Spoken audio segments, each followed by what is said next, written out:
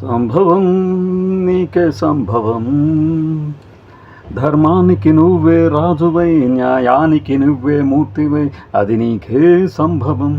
సంభవం సంభవం, నీ తల్లివా నీ చెల్లివా, రోడ్డు పక్క అనాథవా అంటూ ఒక పీడిత ప్రజల ఆర్తనాదాలని విని బెబ్బులివై బొబ్బిలి పులివై అంటూ ఎన్టీఆర్ గారు విజృంభించినటువంటి సినిమా బొబ్బిలి పులి 1982 జూలై 9న విడుదలైంది.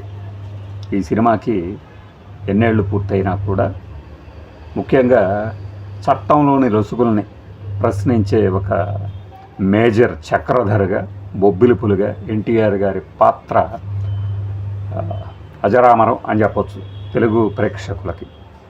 దాసరి నారాయణరావు గారి గొలుసు కట్టు డైలాగులు, అలానే జేవి రాఘవుల గారి అద్భుతమైన మ్యూజిక్. నేను మొదట చక్రవర్తి గారు అయి ఉంటారు అనుకున్నా, ఎందుకంటే అప్పట్లో మాకు మ్యూజిక్ డైరెక్టర్ ఎవరు, ఈ కాస్టింగ్, ఏ టెక్నీషియను ఏ విభాగానికి పనిచేశాడు అనేవి తక్కువ తెలుసుకునేవాళ్ళం.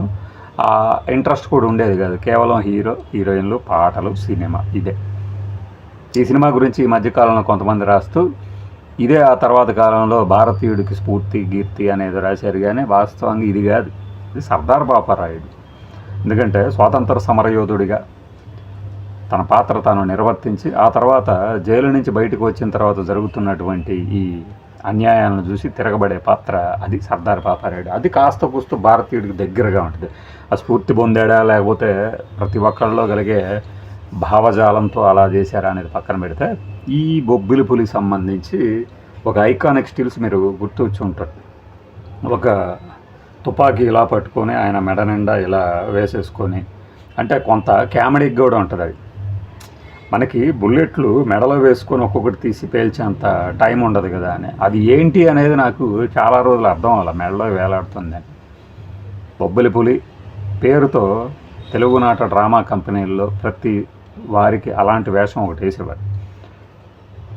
ఒక జవానుగా తాను అలవరుచుకున్నటువంటి దేశభక్తి, నిజాయితీ సొసైటీలో లోపించినప్పుడు తన కుటుంబానికే జరిగిన అన్యాయానికి అది ఒక్కటే కాదు, అలాంటి ఆర్తనాదాలు ఇంకా దేశంలో ఎంతమంది దగ్గర వినిపిస్తున్నాయి, వాళ్ళందరికీ అండగా ఉండే ఒక మహోన్నతమైనటువంటి వ్యక్తి క్యారెక్టరే ఈ బొబ్బిలి పులి సినిమా. దాసరి నారాయణరావు గారు తనకే సాధ్యమైనటువంటి ఒక గెటప్ల్ని చిత్రీకరించి ఎన్టీఆర్ గారి మీద అలా చూపించినటువంటిది. ఒక కాటి కాపరిగా ఆయన కనిపిస్తాడు, మేజర్గా బొబ్బిలి పులిగా. మీకు మేకప్ పరంగా కూడా చాలా క్రిస్టల్ క్లియర్గా కనిపిస్తూ ఉంటుంది. క్లీన్ షేవ్ చేసి ఎన్టీఆర్ గారికి ఉన్న ఈ సొట్టలు ఇవన్నిటినీ కూడా ఇప్పుడు నేను పాడిన పాట తాలూకు నేపథ్యం ఎక్కడ అంటే, అతను జైలులో పడినప్పుడు ఆ క్యారెక్టర్ వైట్ అండ్ వైట్ వేసి 4-5 బటన్ల కింద దాకా తీసేసి ఉంటే, మామూలుగా అయితే అది ఎవరైనా సరే ఎబ్బెట్టుగా అనిపించేది. కానీ అప్పటికి ఎన్టీఆర్ గారికి ఉన్నటువంటి ఆ చరిష్మా కానీ మరొకటి కానీ ప్రేక్షకుల్ని వాటన్నిటిని పక్కన పెట్టి పాత్రలోనే నిలమయ్యేలాగా చేశారు. డైలాగులు కూడా అయినా దాసరి నారాయణరావు గారే, స్క్రీన్ ప్లే కానీ పాటలు, అది 1వ నెంబర్ బస్సు, ఆ తర్వాత తెల్ల తెల్ల చీరల్లోని, సంభవం నీకే సంభవం, ఇంకా ఓ అప్పారావు ఓ సుబ్బారావు పాటలు. దీని అన్నిటికన్నా ముందు జననీ జన్మభూమిచ్చా అనే పాట మాకు బాగా ఫేవరెట్ అట. చిన్నప్పుడు రేడియోలో వచ్చేటప్పుడు ఇది నా పాట అని వింటూ ఉండేవాళ్ళం అన్నమాట. అది ఆ మూడుని ఎలివేషన్ చేస్తుంది ఆ మ్యూజిక్. మీరు ఇప్పటికైనా వినండి, ఆ జననీ జన్మభూమిచ్చ, స్వర్గాదపి ఫిగరేసి అనే ఒక పాట 3 కానీ, ఈ సంభవం నీకే సంభవం, అసలు ఆ మ్యూజిక్ ఎలా చేస్తే బాలసుబ్రహ్మణ్యం గారు ఎలా పాడగలిగారు? ఎందుకంటే మధ్యలో పాజ్ ఉంటుంది, ఆ పాజ్ మధ్యలో చిన్న సౌండ్ వస్తుంది, టింగ్ టింగ్ టింగ్ టింగ్ టింగ్ టింగ్ టింగ్ అని ఎలివేషన్ చేసుకుంటూ వెళ్తారు. సంభవం అని ఒక హై పిచ్కి వెళ్ళిపోతుంది. ఆ పాట నేపథ్యంలో వస్తున్నప్పుడు ఎన్టీఆర్ గారు ఒక ఓపెన్ టాప్ జీప్లో కూర్చొని ఆలోచిస్తున్నట్టుగా ఉంటుంది. ఒక రెడ్ షర్ట్, ఒక మేడే కార్మికులు వేసే అంట రక్తపు వర్ణంలో రెడ్ షర్ట్ వేసుకొని వైట్ ప్యాంట్ అనుకుంటాను, అంత థిక్ కాంబినేషన్లు కూడా ఈ సినిమాలో చూడవచ్చు మనం. 3 ఎలివేషన్ చేస్తూ ఉంటాయి. అతను అంటే నెక్స్ట్ ఒక విప్లవం దిశగా అడుగులు వేస్తుందా ఈ క్యారెక్టర్ అనటానికి. బహుశా దాసరి గారు అప్పట్లో అంత ఆలోచించి ఉండకపోవచ్చు, ఉండొచ్చు, మనకు అనిపిస్తూ ఉంటుంది. ఇది నీ ఒక్కడికే సాధ్యము, ఎవరు పట్టించుకోరు ఈ సొసైటీని, నువ్వే తిరగబడాలి అని నేపథ్యంలో వచ్చే పాట అది. ఇక దానికి ముందు సన్నివేశాలు చాలామంది చెప్పే ఉంటారు, మీరు చూసే ఉంటారు. ఒక రిటైర్డ్ మేజర్ చక్రధారి మహావీర చక్ర పురస్కారం అందుకొని వచ్చి తన ప్రేమ శ్రీదేవితో ప్రేమాయణంగా సాగించిన తర్వాత తను మాట ఇచ్చినటువంటి మేజర్ మరణించినటువంటి అతని కోసం అతని కూతుర్ని పెళ్ళాడటం జయచిత్ర గారిని.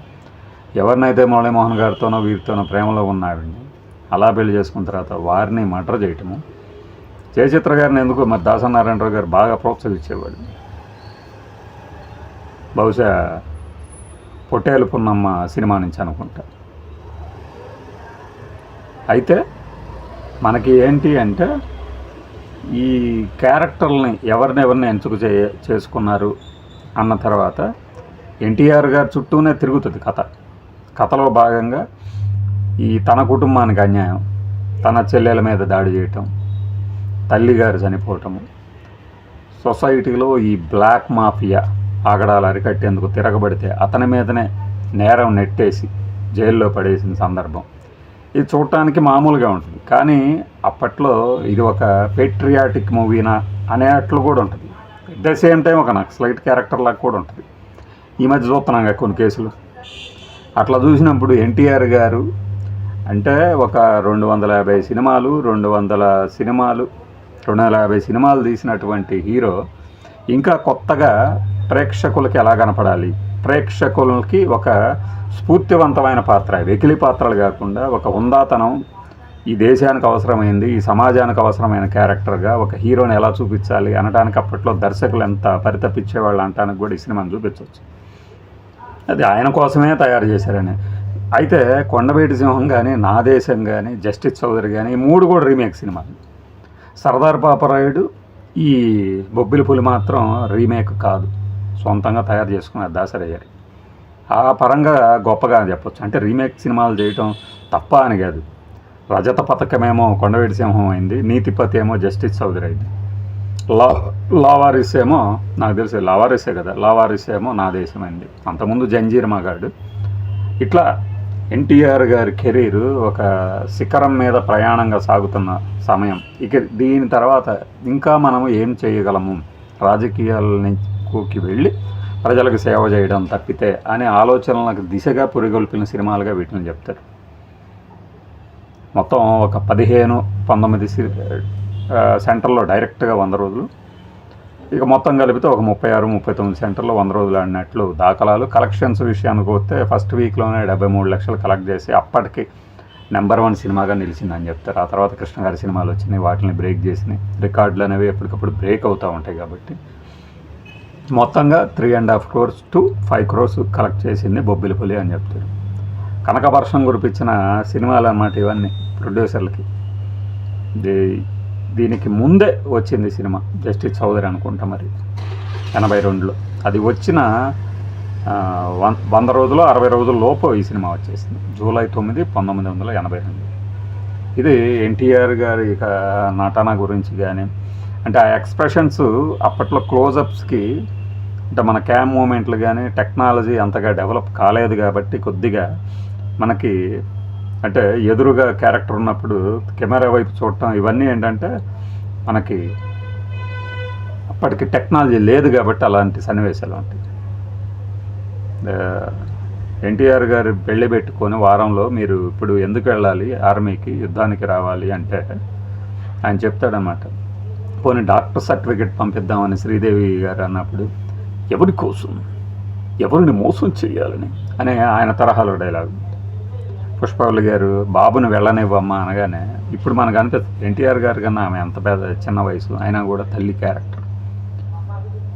అట్లా బొబ్బిలి పులి అనేది ఎన్టీఆర్ గారి కోసమే ఆయన రాసుకున్న కథ కాబట్టి ఇంకొకరిని ఊహించటం అంటే, ఇప్పుడు కొంతమంది 70 ఏళ్ళు 65 ఏళ్ళు వచ్చిన హీరోలు ఉన్నారు మనకి, 4 హీరోలు 60 ఏళ్ళు దాటినారు. వాళ్ళు ఏం చేయాలి అంటే ఇదిగో ఇవే మార్గదర్శులు వాళ్ళకి. హిందీలో అమితాబ్ బచ్చన్ గారు, తమిళ్లో మనకి కమల్ హాసన్, రజనీకాంత్, కొద్దిగా కమల్ హాసనే, ఇంకా మలయాళంలో మమ్ముట్టి, మోహన్ లాల్, వీళ్ళు చేస్తున్నారు క్యారెక్టర్స్. చేయొచ్చు, అసలు క్యారెక్టర్లే చేయాలా అనుకోకర్లా. క్యారెక్టర్లు హీరోలుగా మారిన సందర్భాలని ఈ బొబ్బిలి పులి ఇలాంటివి చూసినప్పుడు అనిపిస్తుంది, ఎస్ ఇట్లాంటివి కదా చేయాల్సిందని.